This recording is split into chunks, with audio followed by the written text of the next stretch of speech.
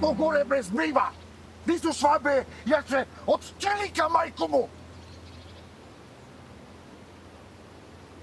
Da nam je tu sad komadant Brka, ne bi mogli oni ovoliko da izdrže. Moramo nekako da ih iznenadimo, jer ovako ne ide. Izgibe nam sva vojska, bre!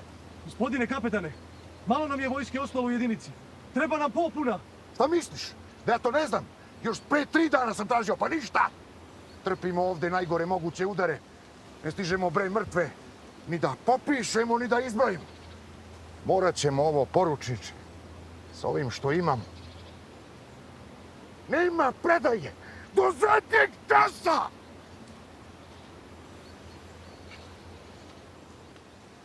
Poručniče. Pošalji bombaše. Da onom stazom zađu iza neprijatelja i da ih zasu bombu. A mi ćemo, kad budemo čuli bombe, da krenemo u juriš. Da ne znaju šta ih je stašlo. Jesi li razumeo? Razumem, gospodine kapetane. Izvrši naređenje! Ajde, ajde, ajde. Brzo!